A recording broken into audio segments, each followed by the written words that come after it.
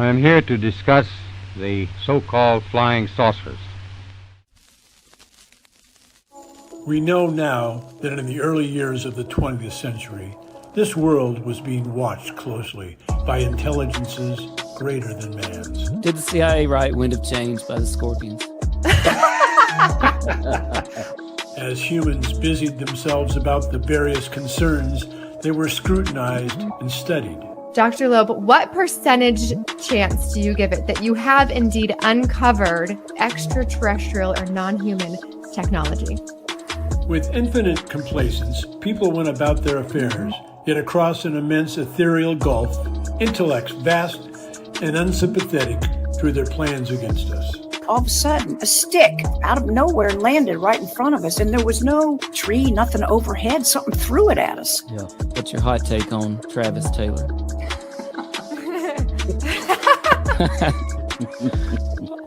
I've got an exclusive for you guys if you want it about the Alaska. We do. Okay. Dr. Taylor was revealed to be the chief scientist of the UAP task force with the Pentagon. All things unexplained.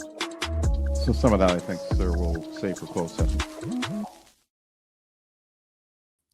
Hello, Unexplained Ones. This is Dr. Mounts, and welcome back to All Things Unexplained. I am riding solo tonight, so shout out to Smitty, who is a little under the weather tonight. He had a traumatic knee surgery this morning. Hopefully it wasn't that traumatic, but Smitty, our prayers are going out to you. We're thinking about you.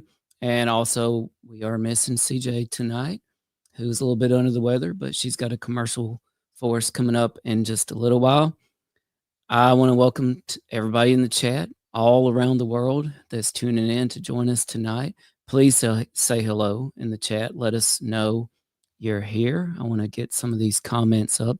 Cat Daddy Steve is chiming in. Dragon Rose Linda, hello, says this should be a great show. We've got Big Apple waving and tuning in. Terry Lauderdale says howdy. Gary says let's rock. Appreciate all of you. We've got Boogeyman Ketchup, who says they are not a Fed, which probably means they are a Fed in my experience. No, I'm just kidding. Boogeyman. We've got Jeff in Ohio. We've got Crazy Potatoes here. Oh, we're so back. I noticed we also got somebody here tonight from Holland. Yep, Hot Loose First joining us, the first thumb from Holland already. So we've got a lot of people in the chat already. Please say hello. If you have any questions for our guest tonight, who I'm about to introduce, please put them in all caps. I'm controlling the chat and everything by myself tonight. But if you put the questions in all caps, I'll notice it. I'll put a star beside it. We'll get to it at our listener questions section at the end of the show. And if you haven't already, we would appreciate it if you could hit the subscribe button. We are up to almost 43,000 subscribers at All Things Unexplained. We have been listed in the top 100 UFO podcast and the top 100 Bigfoot podcast. So that's a pretty big deal. We're really excited about how fast All Things Unexplained is growing. So if you haven't already hit the subscribe button, that's one great way that you can support the show. Another way you can support the show is just to visit our website, allthingsunexplained.com. There you can find all our socials. You can find all our videos, links to everything we've got. You can visit our store, our official YouTube store on our YouTube or at allthingsunexplained.com. So we really appreciate all of you. We have got a really exciting show for you tonight. Our guest is Joerg Arnu, founder of the legendary website DreamlandResort.com, widely considered the most comprehensive source of information on Area 51 and related Black projects. Joerg Arnu is a longtime Area 51 researcher, tech expert, and local advocate for transparency. In 2022, he made national headlines, whether he wanted to or not, after his home was raided by federal agents, an event that only deepened the mystery around the so-called non-existent base that we all know is out there and is called Area 51.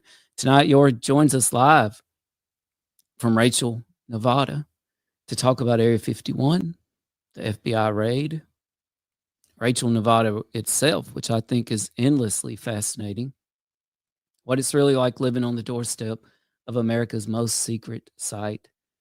And plus, we may dive into a little bit of disinformation that's been in the news lately, including on the Wall Street Journal and the New York Post. So it's time to turn off the lights or turn them down a little anyway. Tune into the static and let's dive in with Joerg Arnu right after this commercial from CJ.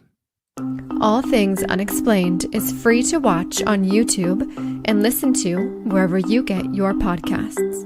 If you would like to support our show, you can visit our YouTube store. Additionally, you can find us on Venmo under All Things Unexplained. Be sure to check out our website, allthingsunexplained.com. All proceeds from the sales of Dr. Mounce's books on Amazon and Audible also go straight to our show. Sagic Nix in the chat says, where is Joerg? Joerg is with us tonight. Thank you for joining All Things Unexplained tonight, Joerg. We really appreciate you. Thank you very much for having me on the show. It's going to be a great show. I look forward to it. Oh, absolutely. And I will put these comments up. You will have to tell me if they're good comments or not. Sajic Nich says, Guten Morgen, Joerg. Geb Dan Cockton? I'm not sure I said that right. He's telling me to go water my cactus. Oh, okay. I do have a lot of German followers on my channel. My channel is bilingual, English and German. Oh, I excellent. was born in Germany, so I do a lot of videos in German, and hence I have a lot of followers. Oh, that's Germany. great. And friend of the show, 2020 Defense, Lee Starks joins us and says hello and enjoy tonight. And Lee, I wanted to ask you right off the bat, can you take us, because I just think you're such a fascinating person, can you take us back to the beginning? What got you in Rachel, Nevada, of all places? Well, let me take you back to the very beginning.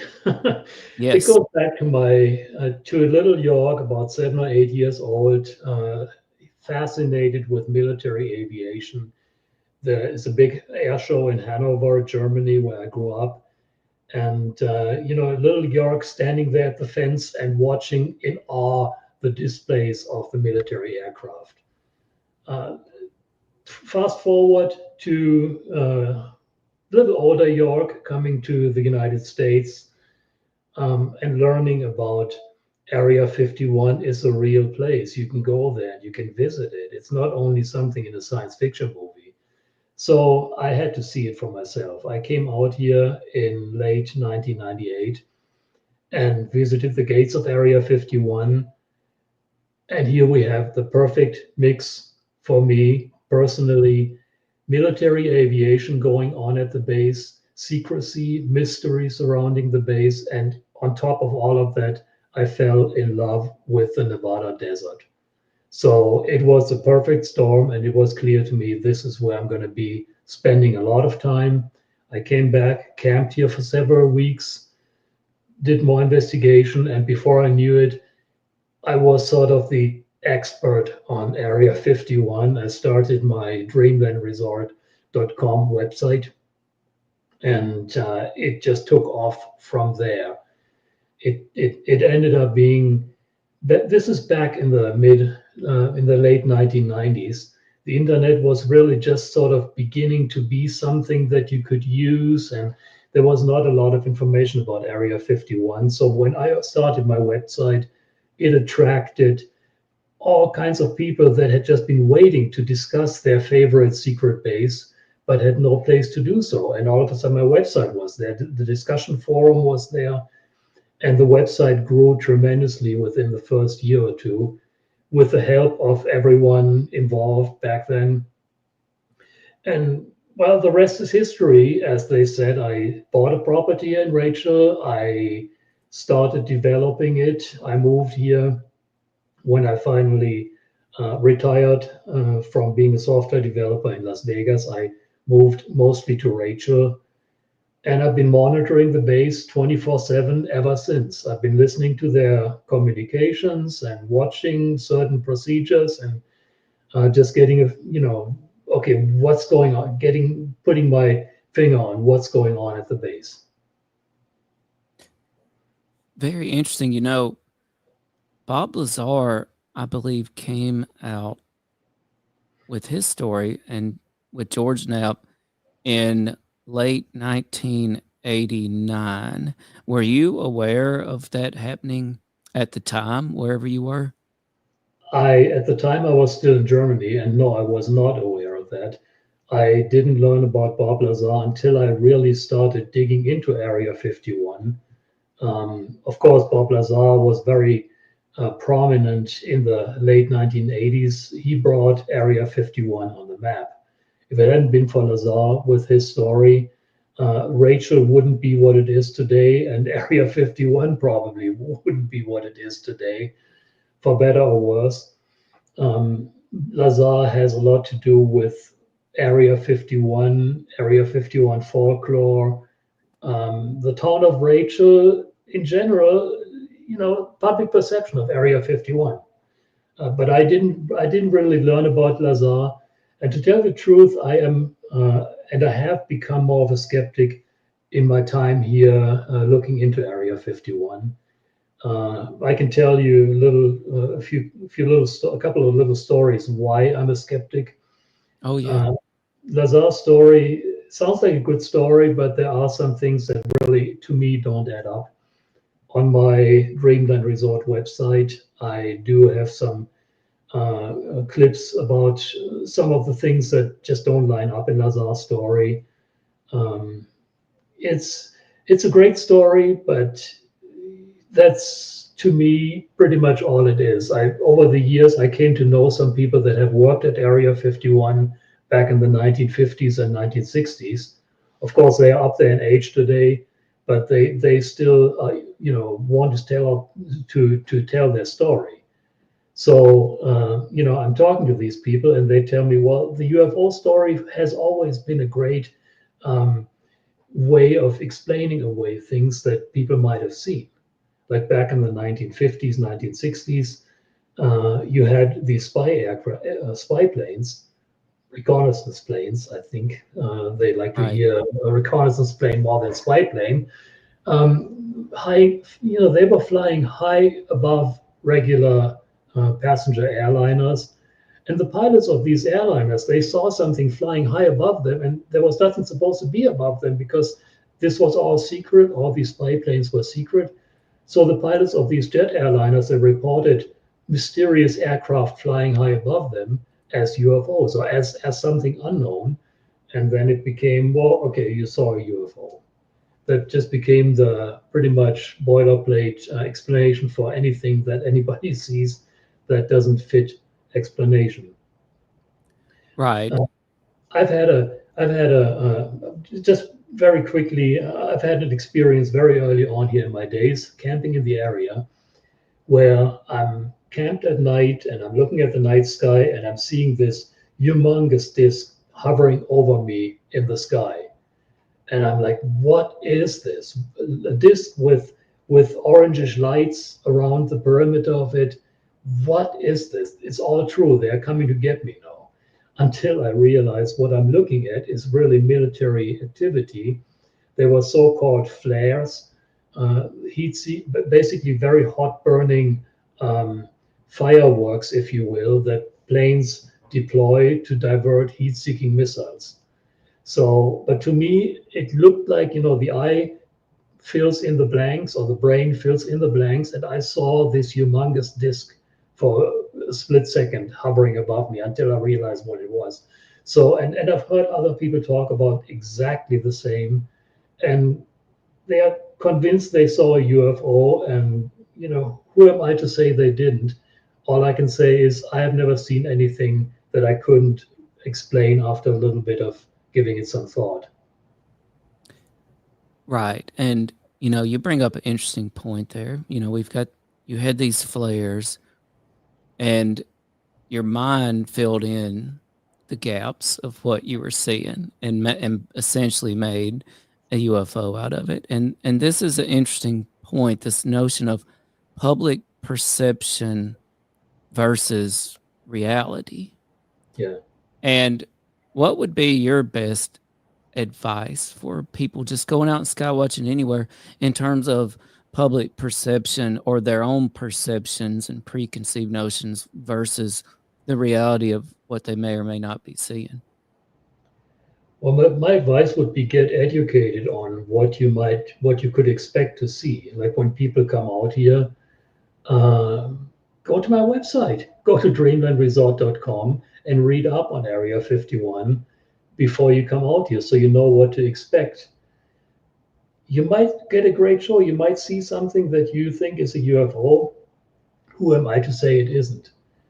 I will say this, if there is such a thing as recovered UFOs, Area 51 would be the logical place to keep them because there is, to my knowledge, no more secret place in the United States than Area 51. It is perfectly tucked away in a valley, surrounded by another restricted area, surrounded by security, surrounded by desert that nobody in their right mind even wants to go to. So it's a perfect place. And, if we do have something that we don't want to share with the rest of the world, that would be the place to keep it. But again, there's a lot of things that you might encounter here that you might, if with a little bit of preparation, check out my websites, check out my YouTube channel for that matter. I started a YouTube channel about a year ago. The link is on my website. And I think it's also in the description of your show here. Take a look at my YouTube videos, what it looks like out here, get educated, and then you're going to get a lot more out of your visit. When you come out here knowing what you're going to see and what it looks like, what to do, you get so much more out of your visit.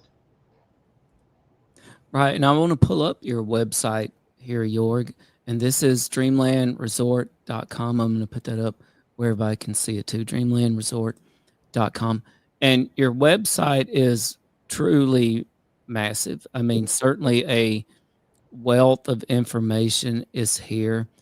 When you first got started, Joerg, kind of what was your purpose of the website to start with? And what were you doing exactly with the website at the very beginning?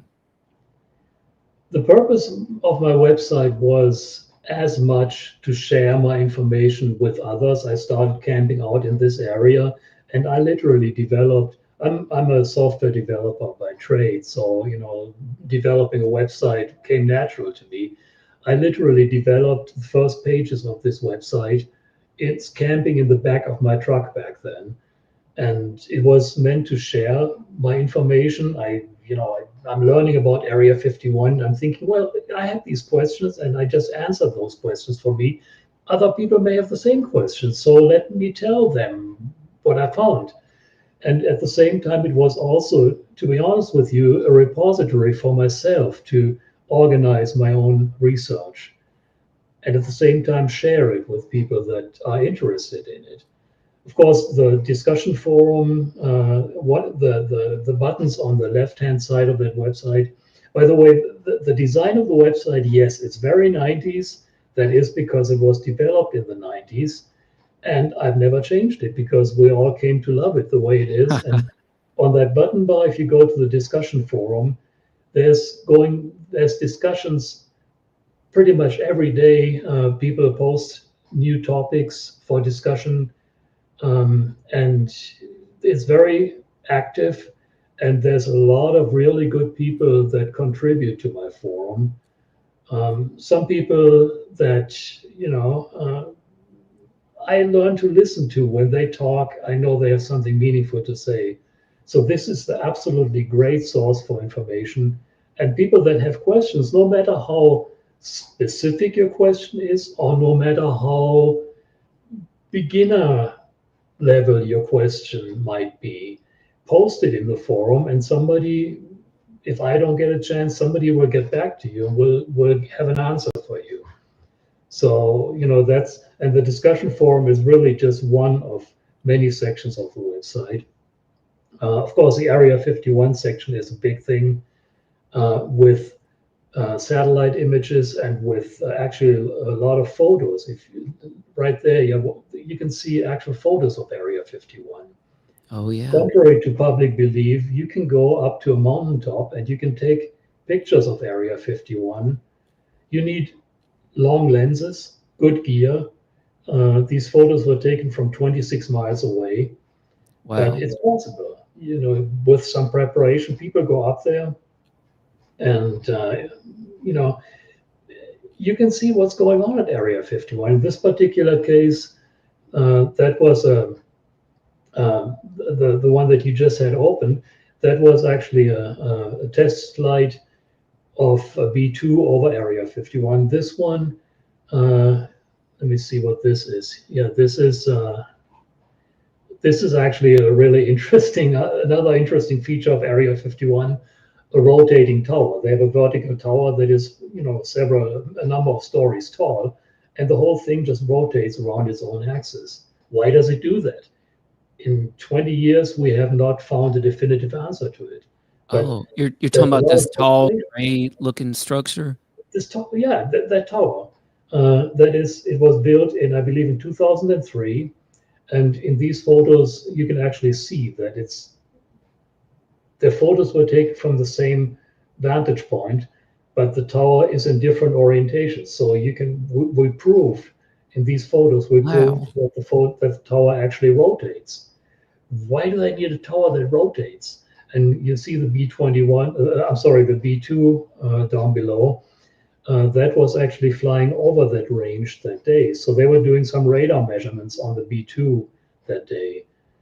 And why are they doing that? The B-2 is a number of years old. Why are they flying that over the range?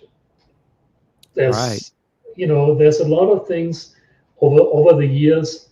I learned some of the procedures just by watching what's going on, by listening to their air traffic. The newest thing at Area 51 these days is, of course, testing of the B-21, the new bomber. And the very latest project is what is known as the Next Generation Air Dominance Project. That is a family of systems. That is a manned aircraft. Yeah, that's a video that I did about that rotating tower. And I proved in that video also that the tower rotates. So, when you look at, this is several Google Earth images, and when you look at a number of Google Earth images, you can see that the tower is sitting in the satellite photo in a different orientation. Yeah. So, and it's pretty amazing that this tower has been there for 20 some odd years, and nobody still to this day, it is still in use, but nobody knows exactly what it does. It has something to do with the radar range, but nobody really knows exactly what it does.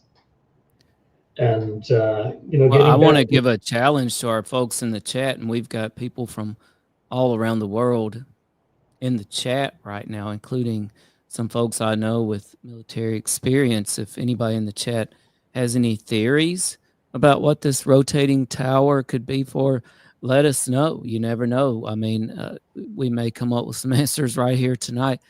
Joerg, how tall do you think this tower is? I'd have to look it up on my own website. That's why I have it. I believe it's 55 feet. It could be, I think it's right around 55 feet tall.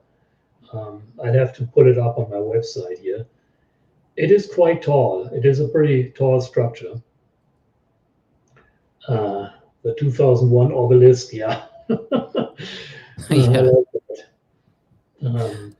It's a very tall tower, and the resolution, when you look at it from Google Earth, I mean from Tikaboo, where these photos were taken from, the resolution is not quite good enough to really see what is on the sides of it. It looks like there may be some panels, some dishes, something along those lines mounted to the sides of it.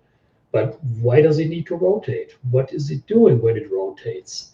What is it tracking? There's after 25 years of watching Area 51, there's still a lot of mysteries for me. Oh yeah, that is so interesting. Somebody here, Terry Lauderdale, says maybe it's an amplifier that goes to 11. Maybe so. Terry did a great stunt a few weeks ago. He came out here. He plays in a band.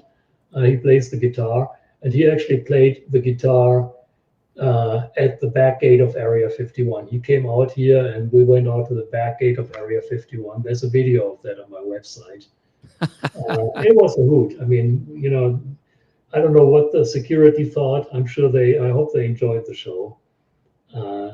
He played the theme from Top Gun at the back gate, and it was quite a hoot. And by the way, Dragon Rose is my girlfriend Linda. She's kind of moderating my chat on my YouTube channel. I noticed that. Thank you, Linda. I appreciate that as well. So thank you. And I'll repeat something that Linda helped with. If anybody has questions for Joerg, please try to put them in all caps. I'm putting a star beside them, and we'll get to as many as we can toward the end of the episode.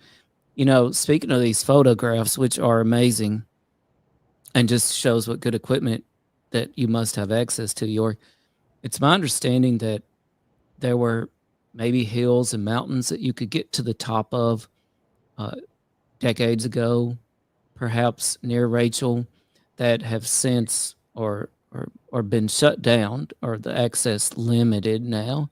Have you known that to be the case?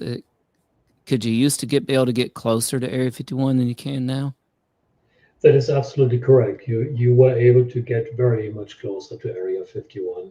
And by the way, I don't want to take credit where credit is not due. I did not take those photos. One of the regulars on my website took those photos. Yes, getting back to the perimeter of Area 51, up until 1984, you could go right up to the border of Groom Lake. You could go right up to the north end of Groom Lake and look right over the dry lake bed and see Area 51 on the other side of the lake bed. Then in 1984, they extended the boundary to include much of the Groom mountain range and the mountain ranges around Area 51, so that you weren't able to look at Area 51 from close up anymore. But they missed two mountaintops. They missed the mountaintops known as Whitesides and Freedom Ridge, that you could still go up to and look at the base from 12 and 15 miles away. Then in 1995, they realized, hey, we got to do something about this. We got people coming up there and they're interfering with our tests and this and that. So they took these two mountaintops, they extended the boundary a little bit to include those two mountaintops. And now you have to go to Tikabo Peak 26 miles away if you want to see Area 51. And you can imagine 26 miles of desert air, you have to have a really clear day to even see anything. And to make photos like these, you have to really be lucky to have an exceptionally clear day. And still, there is still concern at Area 51 to this day when there is a test going on and somebody's on Tikabo. There's one documented case where a member of my website team was on Tikabo Peak, and they sent the helicopter out to check on him, and the helicopter radioed back, yep, I see the guy. And they called off a test that they had scheduled for them. Oh. So even 26 miles away, they are still worried about people watching what's going on. That is wild. Well, you brought up some interesting terminology just now. And one of the things you said was Groom Lake. So I was wondering, Joerg, would you mind sort of defining what is Area 51? Because I feel like it's sort of a catch-all term now for a lot of different things that are happening around there. Yeah, well, Area 51 is the base itself. The name Area 51 was used in the 1950s and in the 1960s, actually. Today, the base itself is officially known as Air Force Test Center Detachment 3. That refers to the base itself, like Nellis Air Force Base, Edwards Air Force Base, and such. Groom Lake is the geographic feature that the base is located at. So Groom Dry Lake is a dry lake bed, and Area 51 is located at the south end of that dry lake bed. Groom Lake is the reason why Area 51 is there, because when they were looking for a test site to test the U-2 spy planes, the dry lake bed, it's flat as a mirror. It's a great natural landing field. So they saw this dry lake bed surrounded by mountaintops right next to an already restricted area. And they said, hey, this is a perfect location for a secret base. And yet, right over the hill, they had the whole infrastructure already in place in the Nevada test site to build the base. So that's the Groom Lake. Groom Lake is the original landing field of Area 51 before they even developed runways. And of course, the whole valley is known as Emigrant Valley. But, in the early days, Area 51 was known as Watertown, and it was known as Paradise Ranch. That was a joke that Lockheed Skunk Works leader Kelly Johnson came up with. He wanted to attract people. I mean, who in their right mind wants to work in the middle of the desert where it's 110 degrees in the summer and minus degrees in the winter? So he thought, hey, I'm going to call this thing Paradise Ranch. Who doesn't want to work in paradise? That's right. And I guess it worked. Exactly. And Joerg, you were telling me something before we went on the air tonight, and I'm blessed to be joined by Joerg Arnu, operator of the Dreamland Resort.com website, all about Area 51. And Joerg, you were telling me about these wildfires, and somebody in the chat mentioned this, so I think this would be a great time to bring it up. So XRichHX on YouTube says, just wondering how the wildfires are at the moment. So what's going on out there right now? It seems like all around us, we've had floods in Texas. We here at All Things Unexplained in our county was hit by catastrophic flooding the other night. I mean, it just seems like there's a lot going on. What's happening out there at Rachel? Well, first, let me say I'm sorry that you're affected by that. I mean, we're hearing about it. It's terrible. And what we are dealing with is nowhere near that level, but it is worrying here. So we actually have back-to-back wildfires here. There's a mountaintop called Mount Irish that is about 30 miles northeast of Rachel. And on, I think it was June 30th, a fire broke out at the base of Mount Irish, and it spread very quickly. We had very high winds, and we haven't had hardly any rain this entire year. So everything is super dry. And before they knew it, firefighters took a little too long to respond properly. If they would have just attacked it head on right away, they might have gotten a hold of it, but they didn't. So that fire spread to about 6,300 acres in size, which is a pretty good chunk of land. Forested land that burned. They finally got that under control, but for a couple of days, it was pretty frightening. The wind blew it right towards Rachel, and nobody gave us information. So we were like really left in the dark on how bad it was. Do we need to evacuate? And luckily that fire has been addressed and is 99% out now. But a new fire came up on 4th of July, actually, started inside the test site, about 15 miles northwest of Area 51, and about 20 some odd miles, 22 miles maybe from southwest of Rachel, in a forested mountainous region of the test site. Again, it was completely ignored. Oftentimes, when there's wildfires, they're often caused by lightning strike, and sometimes the appropriate response is we'll just let it burn out. They said basically that's what they were planning on doing here. Basically, I've heard I'm not going to go into details where I have heard this, but I've heard that the Area 51 security Pretty much just brushed it off. Don't worry about it. It doesn't affect us. It's going to blow itself out. Did I just drop out? No, I've still got you. Okay. So anyway, they ignored this fire until they couldn't ignore it anymore. It caused a lot of smoke. This whole valley a few days ago was covered in smoke. The smoke, I did a video. I got a short on my website, on my YouTube channel. I got a short video about it. And that is not even the worst of it. The whole valley was covered in smoke, and one day we actually had ashes rain down on us. Oh, man. That fire now has grown to a size of 30,000 acres. Wow. And just to put that in perspective, that is about 1/3 of the size of the city of Las Vegas. Wow. So imagine 1/3 of Las Vegas burning, and it's out of control.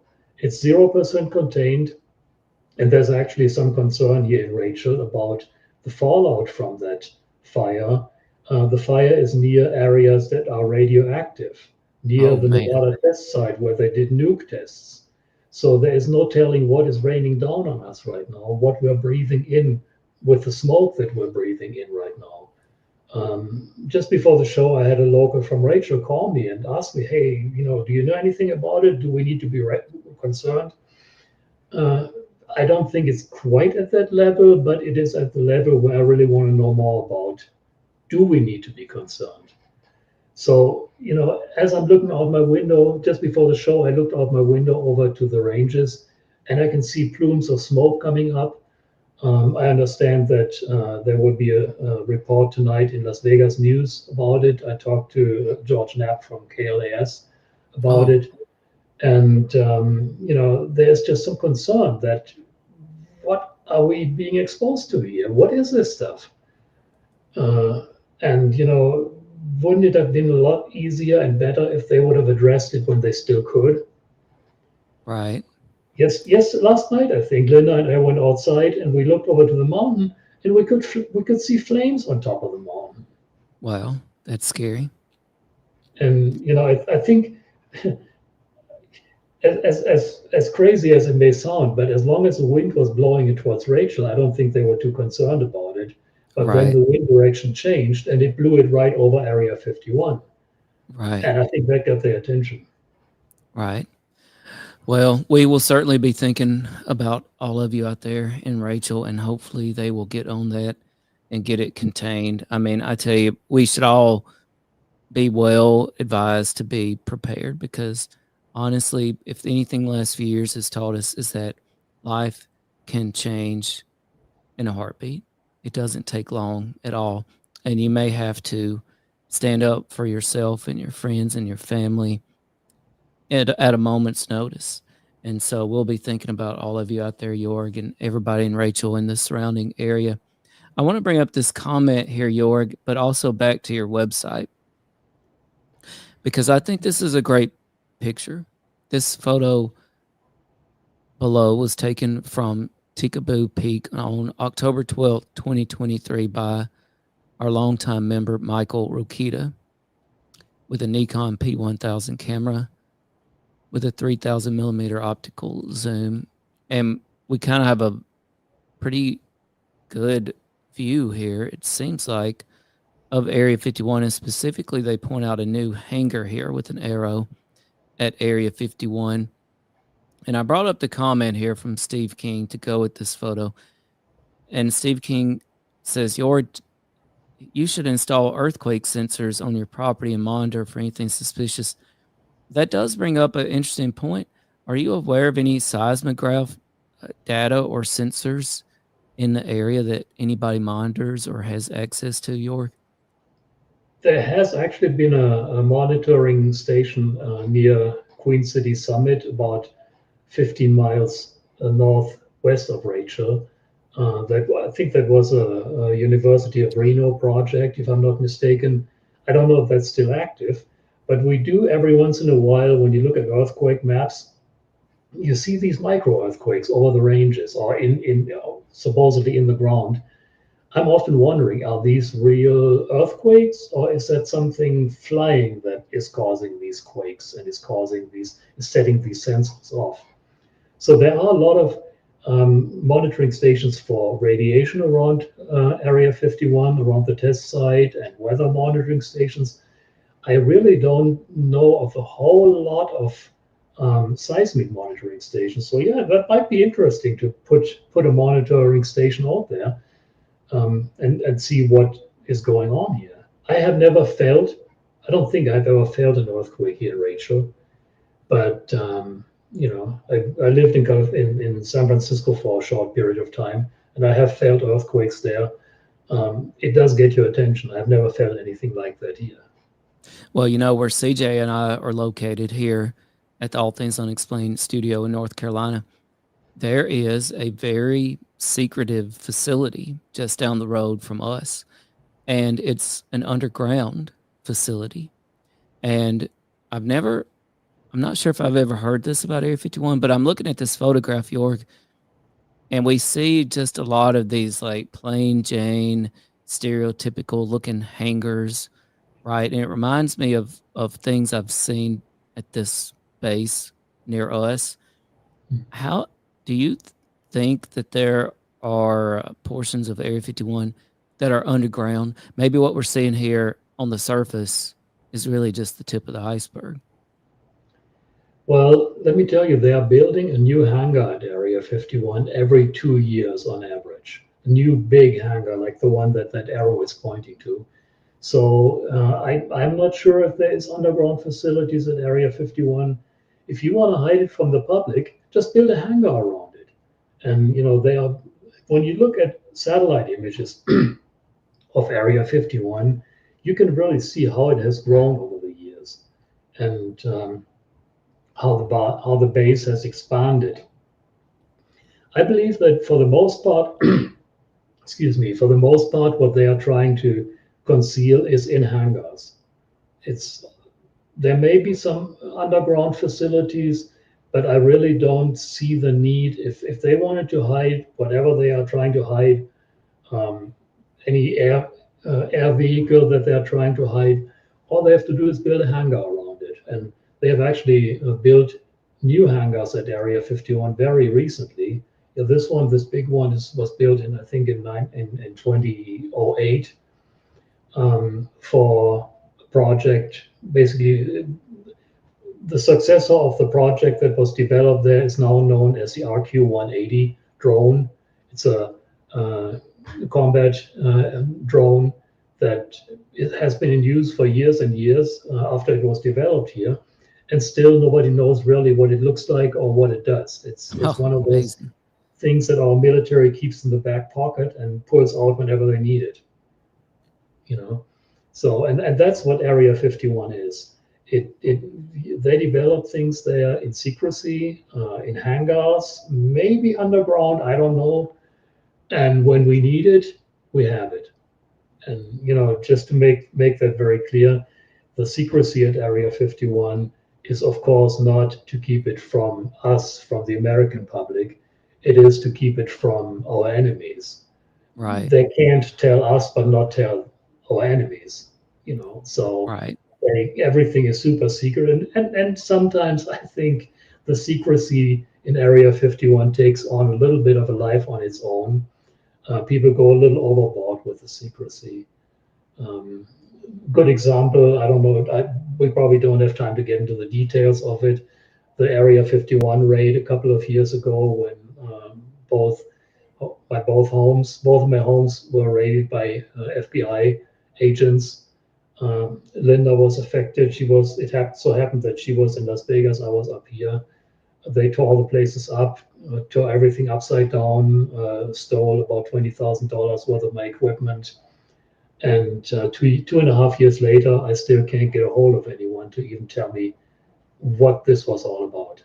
Wow. No, I'm really interested in that, Joerg. And of course, this made national or worldwide headlines when this happened. And I wanted to ask you a little earlier, maybe you could go ahead and address this now. When was the first time, Joerg, that you started noticing that, hey, somebody else is paying attention to my website besides just fans of it? That very day, I had no indication that it was coming. Really? I have said so many times on my website, if ever I publish anything that shouldn't be out there, I would hope that somebody would let me know and I will take it down. Not a word, nothing, zero. And then that morning, it all came crashing down on us. My door was kicked in, my fence was broken down. They broke into my house. I'm still asleep. I'm waking up. I get up in my hallway. I'm staring at a riot shield, guns drawn, pointed at me, agents in full riot gear with helmets on and body armor and the whole 9 yards. My first thing that came to my mind was, what are you guys doing in my house? Stupid question, but that was the first thing that came to my mind. Well, turned around, hands against the wall, handcuffed me, dragged me out of my house, shoved me into one of their vehicles, interrogated me, kind of implied that I had flown my drone into restricted space, which I never have, that I had encroached into the perimeter of Area 51, that I had breached the perimeter, which I never have. They lied to Linda. They told her I was on the run. The team that was in Las Vegas told her that I was on the run. Where could I be? To intimidate her and to get her to divulge some of our friends here in town. Where could you be? Where could I be? Maybe with a friend. So she gave them all the names of our friends. We have nothing to hide. We fully cooperated with the FBI. I think I was very nice about it. And once the agents realized that what they were led to believe wasn't the case, they relaxed a little bit and we actually started talking instead of a confrontation. They were led to believe that I'm this super hardened criminal. Thank you, Terry. Yes, I am a patriot. I am here by choice. I'm an American by choice. And the first question that the guy asked me is, are there any booby traps on your property? And I'm thinking, booby traps? Who the heck do you think I am? I'm a retired software developer with a hobby that involves Area 51. I haven't had so much as a speeding ticket in many years. So what?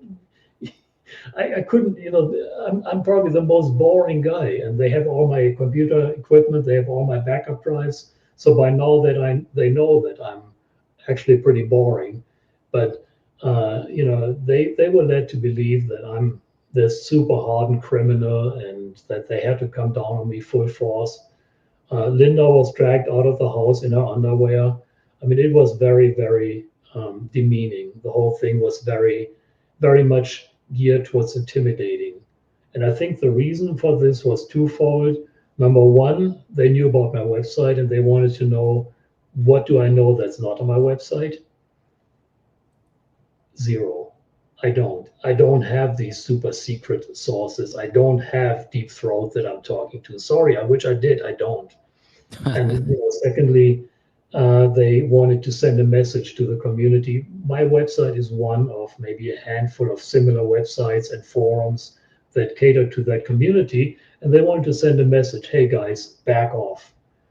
And they knew that I'm very outspoken, that word would get out. And that was the whole purpose of this whole thing. Nothing will ever come out of it. They haven't pressed charges in 2.5 years and they have nothing to go on. They won't press charges. So, I'm not too worried. I got to wait another 2.5 years until the statute of limitation expires. Then they're going to have to either give me my stuff back or press charges. Wow. So that is ridiculous. I'm out $20,000 worth of equipment. And actually, if somebody feels so inclined, I do have a GoFundMe page. It's linked to my Dreamland Resort page. If anybody would like to help us out financially, it is much appreciated. We have so far raised almost $19,000 in donations to help with our financial losses. I mean, just repairing the house after the goons were done That alone took me about $7,000. But Yeah. no hard feelings. They did their job, and they are not the guys I'm blaming. Whoever kicked this whole thing that came down on me, whoever kicked that loose, that's the person I have a problem with, because he abused his power. Right. Did they even present a warrant for being there? After they were done tearing my house up, yes, they did. Linda asked in Las Vegas. I asked here in Rachel, I want to see a warrant. We're going to give you the warrant when this is over. So sure enough, when the whole thing was over, they handed me about 5 or 6 pages out of a 55-page warrant. What the other 40 pages say, I still don't know. The pages that I was handed quote some really dubious paragraphs in the law that basically say it's illegal to take photos of military installation. Well, I did. I'm not denying that. But so does Google Earth. So does every tourist that comes out here to Area 51 to take photos of the perimeter. Are you going to prosecute all of those people? Are you going to go after Google Earth? Are you going to go after Bing Maps and whoever else has photos of Area 51 online? Right. And, I mean, the world is just such a different place now than it was, let's say, in the late 90s, for example. I mean, technology has exponentially increased our ability to monitor things. Not only that, but the general public's ability to communicate with each other and to be aware of their rights and their abilities and what they're allowed to do in terms of observing and documenting things while they're in public. I mean, that I feel like the general population is much more aware of these sorts of things. And Joerg, I think the irony here of this raid is that it really seems like it put a lot more attention on you and your website than probably was there before. Certainly did. Yes, absolutely. I mean, like you said earlier, it went national, and it brought a lot of attention to my website, and I'm not doing anything wrong. So I keep doing what I've been doing for the last 25 years.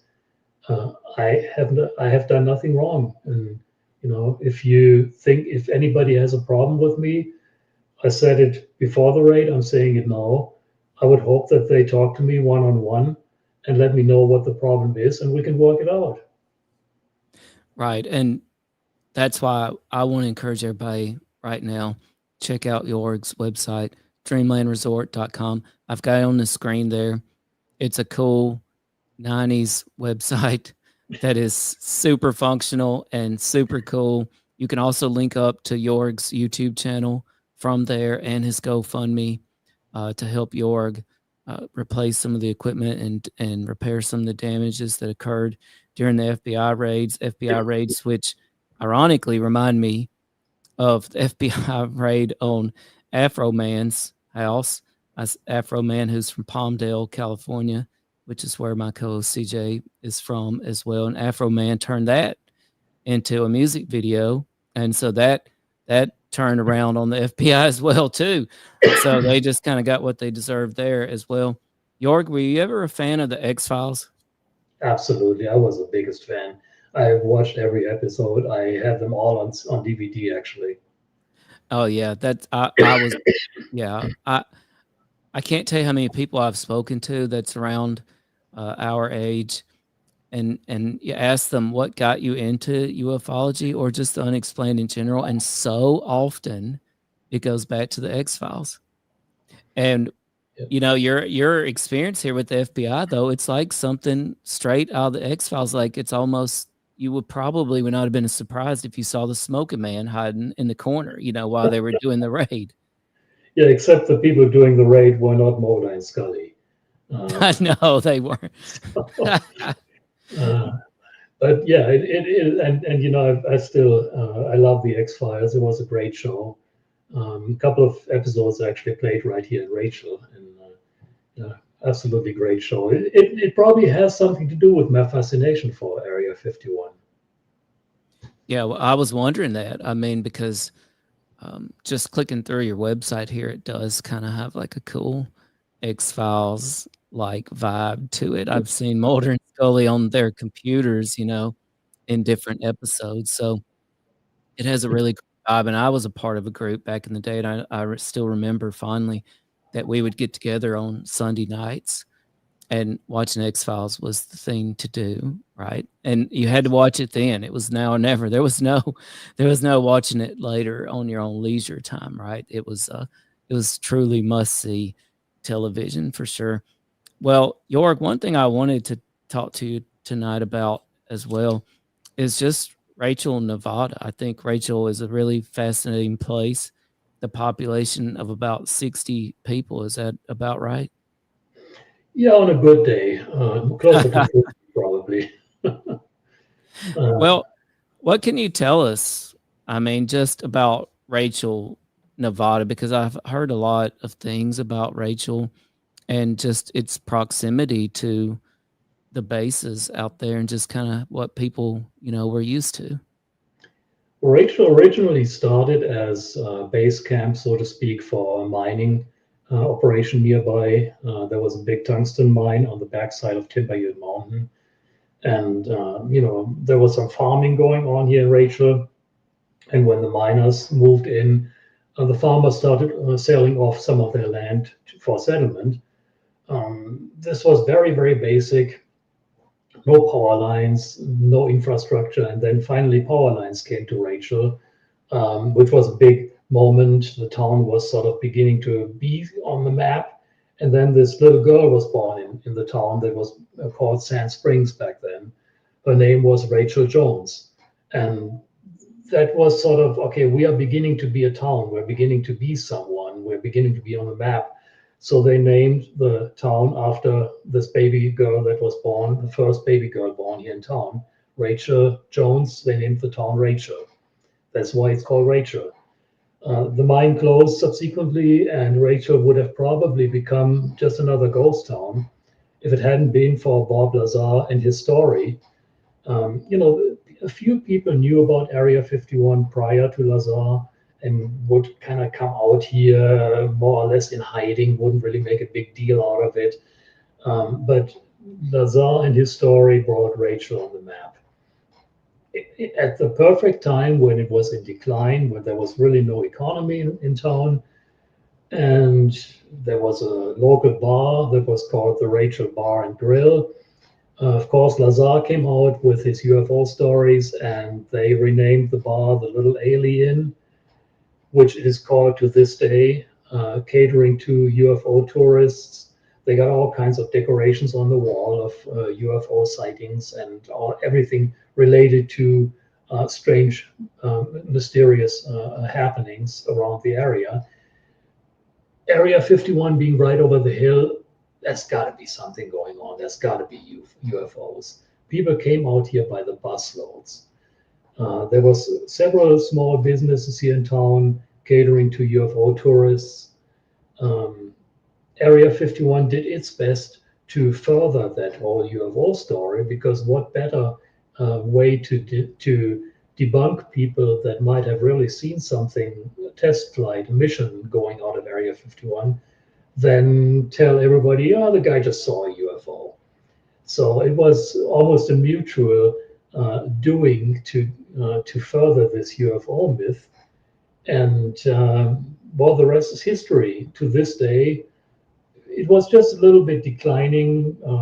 Rachel, there's no denying it. Rachel is declining. The older people move away, pass away, sadly. And the younger people, there's not much to do for the younger people. So they go to college, they never come back, they are gone. So it's dwindling away. During the time that I've been here in Rachel, it's probably declined from close to 80 people to now 40 on a good day. And so, the UFO theme and the tourism is keeping Rachel alive. Our whole county is living off of tourism. And I think it's great. I'm actually in about an hour, I have a tour with a German tour group that I'm showing around here. So I'm all for tourism. That's great. But when this Storm Area 51 event happened a few years ago, we were just completely overwhelmed, and we tried to step on the brakes. Hey, slow down. No, we can't handle 3 million people in a town of 50. That's not going to work. Right. So, but that at the same time, and of course, that event didn't get anywhere near as big as they thought it would be. But it brought more renewed interest in Rachel. So it brings more tourists out here, which is great. We live off of tourism. It's great. Come visit us. That's what my website, part of my website, my Dreamland Resort website is for, and my entire Rachel website. I also have a website, the official website of the town of Rachel, called rachel-nevada.com. It's to bring tourists here. We welcome tourists. And the town, as it is now, we have the local bar and grill, the Little Alien. They have a few guest rooms. We have a gas station. And we get mail once a day from Alamo, and that's about it. There is no infrastructure in Rachel.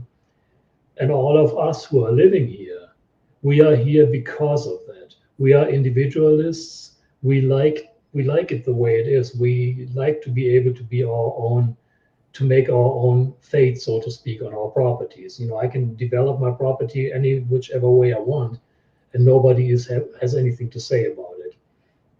So if there is a common theme to the people that are in Rachel today, we all like our privacy. We are all individualists. So,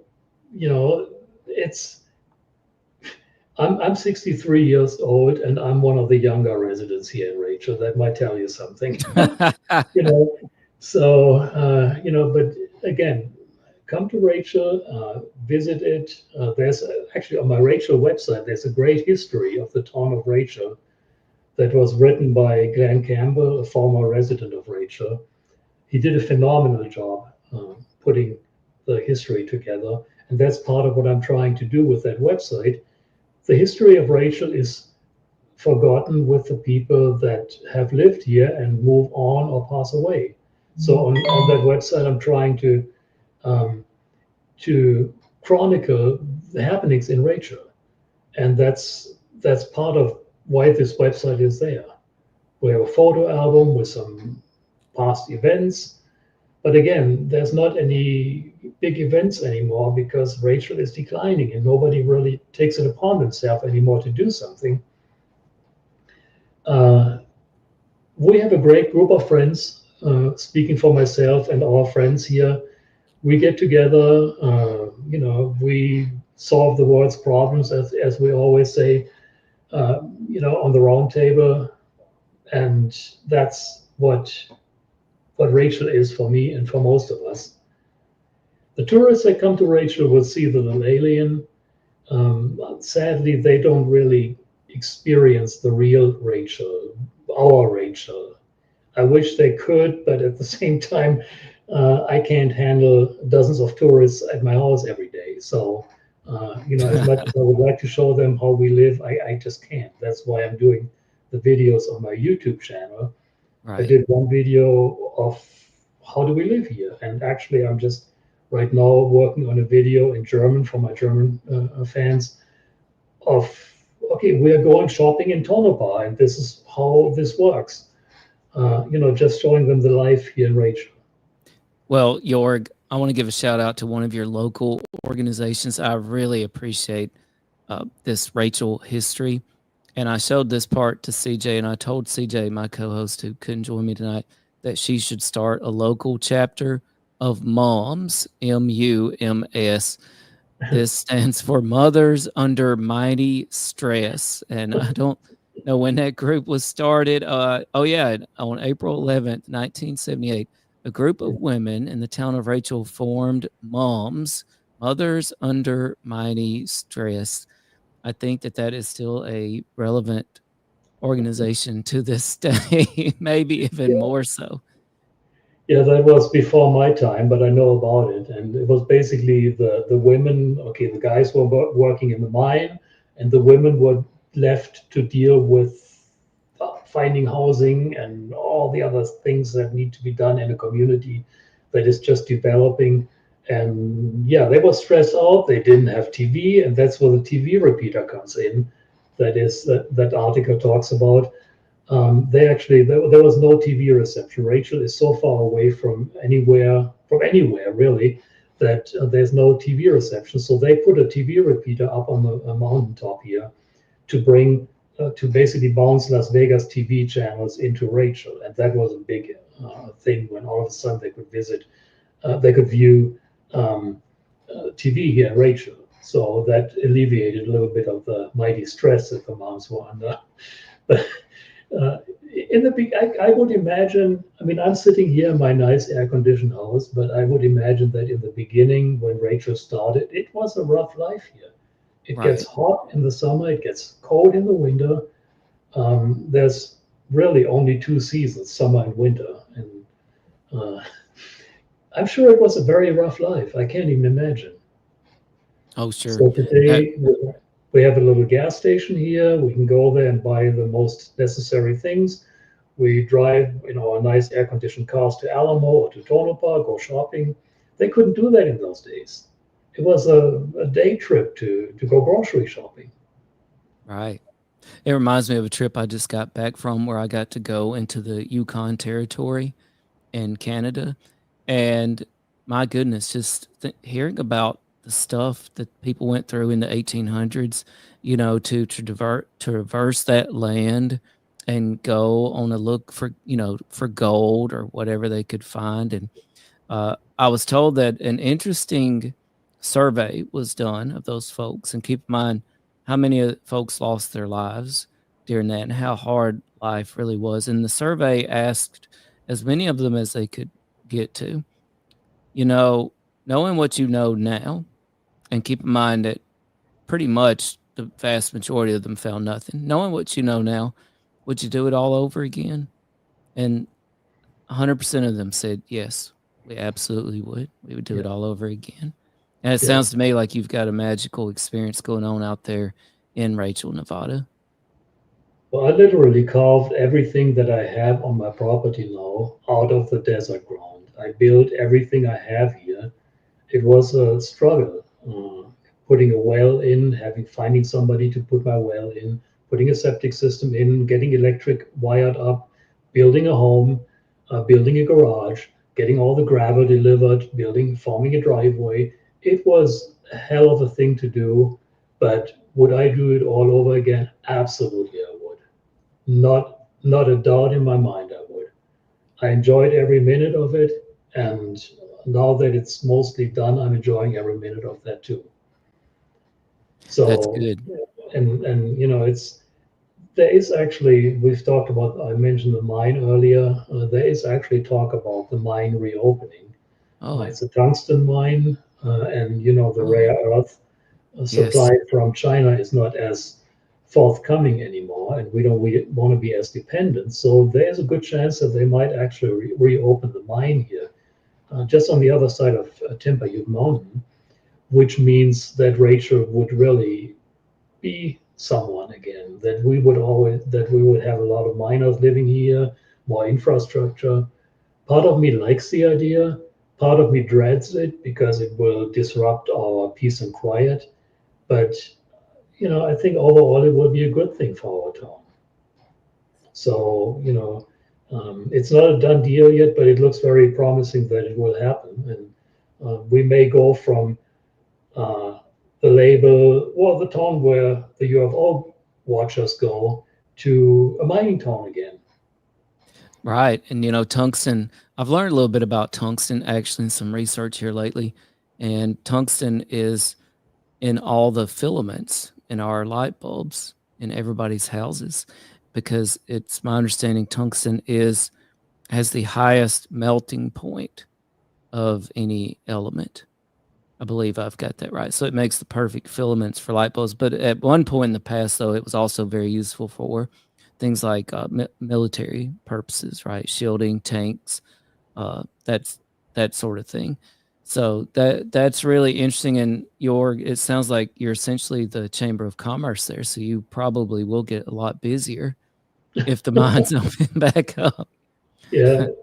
Yeah, I just see Mr. GP3PO. He's one of the long old timers who's coming out here. Mine opening, yes, it does sound like the mine. He's very surprised about that because there's been all these stories about the mine opening over the years, but this time it actually looks like it will happen. So yeah, the mine is closed again. It was pretty much falling apart. People were driving through on their quads and whatnot.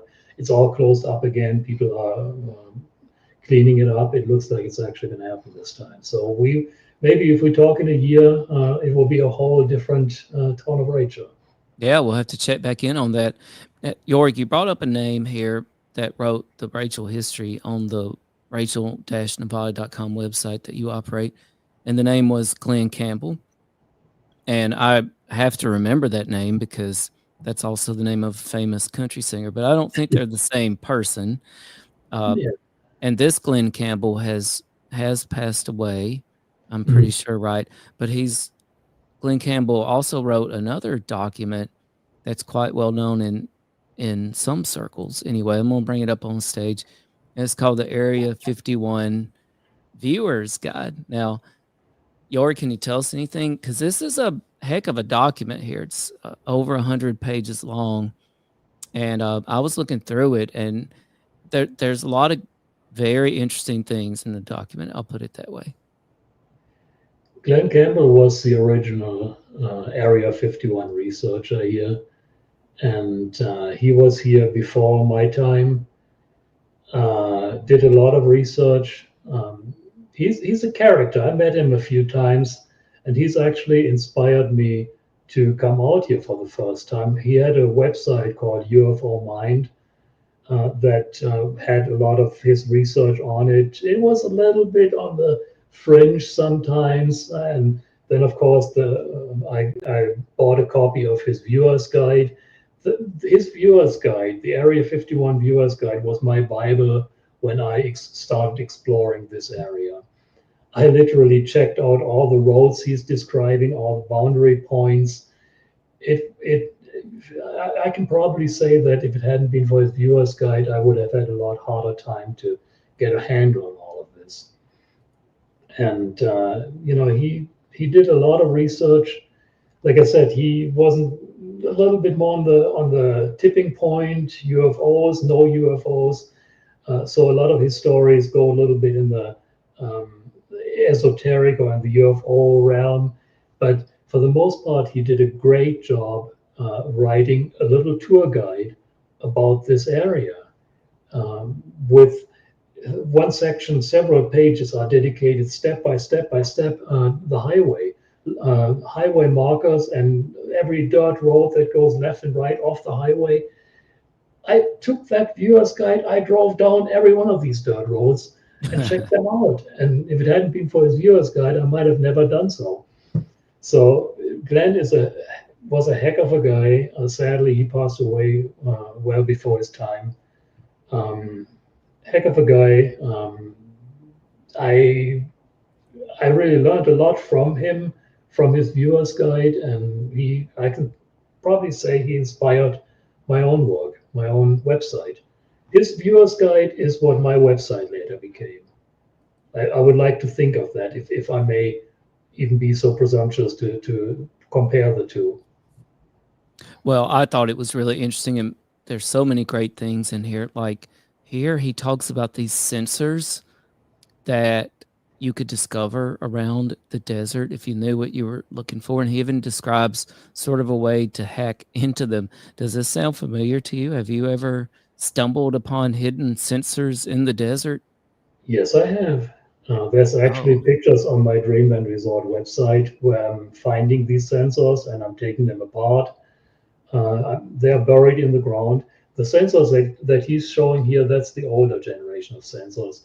The sensors that are in use today are more compact, buried in the ground, and just little antenna sticks up out of the ground that looks like a piece of wire. If you go to my website and you go to Area 51 and then perimeter security or something like that, you'll find photos of them. I unburied a bunch of them and took them apart. I mean, not took them apart physically, but kind of opened them up and looked at the batteries, excuse me, and took some pictures. While security was watching me, and I thought, okay, well, if they have a problem with that, then they're going to let me know. Well, they didn't. A few weeks later, the FBI contacted me. This was 20 years ago, so this has nothing to do with the case right now.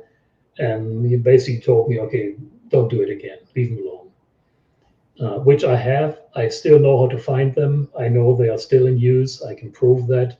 I know all the frequencies that they're operating on that I'm not publishing yet. I know all the locations that I'm not publishing yet. And they are still in use. They want to know, they're all on public land.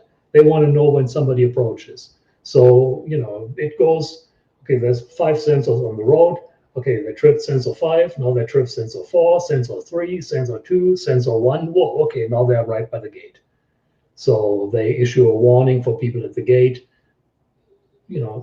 stay away, stay inside, whatever, don't do anything that you don't want people to see. And then you go back and trip those sensors in reverse order, and they know that you're leaving. Right. So, and those sensors are still in use today. And like I said, if I really wanted to, I could find them in no time. Wow.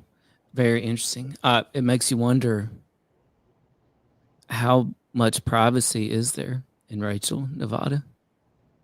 How much privacy is there anywhere? Well, that's true.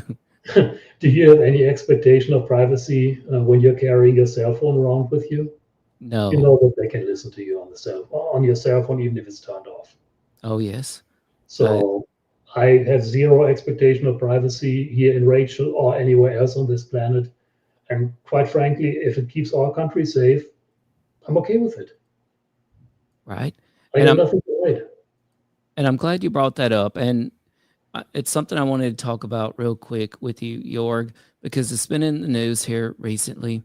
And Glenn mentions about the little LN in his Area 51 Viewer's Guide. And he talks about some of the photographs up in the little LN, which is interesting because within the last few weeks, Joerg, there's been a couple of news stories. One was in the Wall Street Journal. It was called The Pentagon Disinformation That Fueled America's UFO Mythology by Shetman and Viswanathan. That came out on June 6th. And then about a week later, on June 11th, Stephen Greenstreet dropped a video on the New York Post. Pentagon created fake UFO evidence, promoted false alien stories. And honestly, this is kind of what led me to get in touch with you, Joerg, because I started digging into this, and there was one particular part of both of those stories that I thought was really fascinating, and it was this story about an Air Force colonel that was seeding fake UFO photographs at a local bar. And when you start digging into Area 51 and Rachel, Nevada, I mean, it seems clear that the bar that they're referring to is the little LN. Mm-hmm. And then I noticed in the Area 51 Viewer's Guide that Glenn does talk about photographs at the little LN. And so disinformation has really been, at the tip of everybody's tongues with ufology here lately. So, you're right there at the heart of all this, Joerg. What is your take on the potential for not only disinformation with the military and ufology, but disinformation about disinformation? What is your take on all that? Just being there at the heart of everything. Well, real quick, I have committed to doing a tour in a few minutes. So unfortunately, in about 5 minutes, I'm more than happy to do another show if you like. Oh yeah, we would love to have you back. Any questions? And I apologize, we have run a little bit long, so I am sorry about that. I have a German tour that I need to meet the people in a few minutes here. But real quick, to that particular case, I know that there's a lot of pictures at the little alien, and this article kind of inferred that they were provided as disinformation. I honestly don't know where some of these photos came from. I can't rule it out. I don't think it was, like the article almost makes it sound like Joe Travis, who was the owner of the little alien. He passed away since, but that he was in cahoots with them and they did this in a nefarious way. Joe wasn't that type of guy. He was a heck of a guy, a joker. If you give him some UFO photos, he was just building the little alien into a UFO theme at the time. This was in the late 80s, early 90s, after Lazar came out. Right. So somebody might have provided those photos to him and said, "Hey, look, here's some great photos. Oh, great, that's great wall. Great to cover the walls." They put all these photos in the living. They have a bunch of trailers that they use as motel rooms, and every one of these rooms has UFO photos in them. Some look hokier than others. I can't rule out that they came from somebody who put those there for disinformation. I can, by knowing Joe personally very well, I can rule out that he would do that in a nefarious way. If that is in fact the case, then he wasn't aware that there was misinformation. He might have jumped at the opportunity. I mean, they needed UFO stuff. They were just becoming the little alien, so they needed wall decoration and so forth. So yeah, absolutely, could be that he jumped at that opportunity. In a more general term, disinformation is what they do. That's what they do at Area 51. That's how they hide what they're really doing. And sometimes I'm questioning, like when I'm monitoring radio traffic, are they just putting this out there for people's benefits, like myself and others monitoring their radio traffic? Is that real? It's been since, this goes way back to the 1950s and 60s when the people worked on the spy planes. They call themselves the Roadrunners. It's an organization of guys that worked out there back in the 1960s.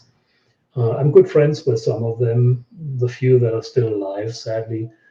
And, they tell me stories of painting fake airplane shapes on the asphalt, on the tarmac, to throw Russian satellites that flew over off track to make the Russians scratch their head. What is on that tarmac? What is sitting there?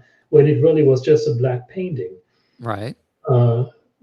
More modern times, I hear that sometimes they would put on light shows for the benefit of UFO watchers around the base.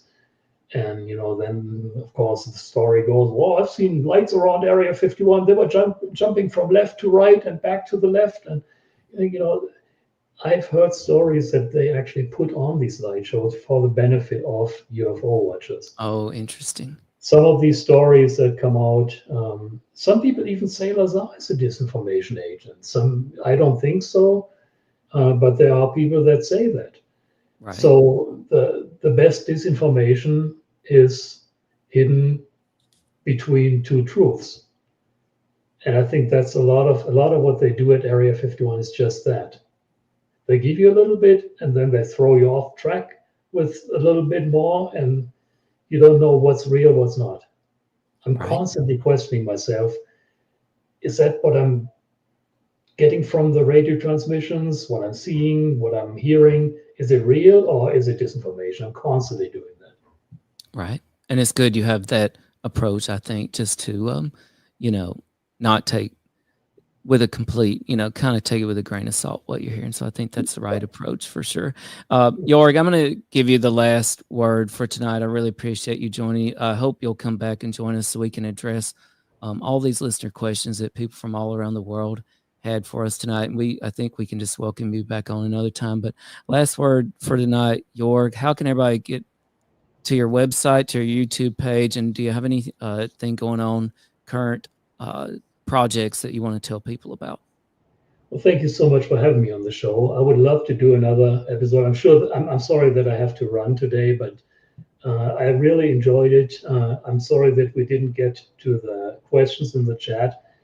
I'm going to do a live chat in the next week or so on my own YouTube channel, and I would invite everyone who didn't get their questions answered, come to my live chat. I'll post it in the next couple of days. I'll answer all your questions. Please come to my website, my YouTube channel. I have actually a couple of videos in the works. One video, I'm talking a lot about the trunking systems, about the radio systems here in the ranges, what I'm learning from that. And I have more ideas and I have time, but I'm working on it. Come to my YouTube channel. It's linked through my website, dreamlandresort.com. There's a little YouTube symbol. Click on that. That gets you to my YouTube. Check out my Facebook page. Check out rachelnevada.com. I'm wearing many hats, and I welcome feedback, from all these channels. I really enjoy doing these shows. I hope we can do another one in the near future. And in the meantime, I'm going to do a chat on my YouTube channel. I'm going to do something live stream. I'm going crazy right now. Things are a little bit busy here, but I'll get it done. And hopefully, I'd be more than honored to be on your show again. Well, thank you. I appreciate that. It's been a pleasure. You're really fascinating. Rachel, Nevada is really a fascinating place. I hope I can see Area 51 myself one day. On behalf of Smitty and CJ, this is Dr. Mounts, and this has been All Things Unexplained. One thing we can all do, Joerg, is take a page out of your book and get off our screens for a little while. Go out and look up at the skies. See what is around us. Get out into the woods. Maybe go camping. Enjoy nature for a little while. We might not see a UFO. We might not spot a top secret military base. We might not find a Bigfoot, but we may find something even more important, and that is ourselves out there. So good night, everybody. We appreciate all of you. Thanks, Joerg. Thank you. I am here to discuss the so-called flying saucers.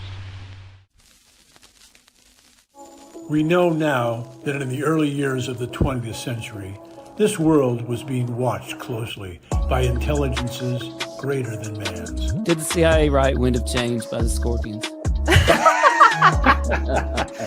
As humans busied themselves about the various concerns, they were scrutinized and studied. Dr. Loeb, what percentage chance do you give it that you have indeed uncovered extraterrestrial or non-human technology? With infinite complacence, people went about their affairs, yet across an immense ethereal gulf, intellects vast and unsympathetic drew their plans against us.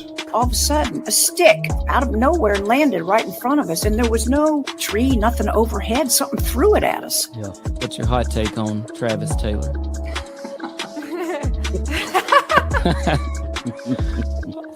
I've got an exclusive for you guys if you want it about the Alaska. We do. Okay. Dr. Taylor was revealed to be the chief scientist of the UAP task force with the Pentagon. All things unexplained. So some of that, I think, sir, we'll save for closed session.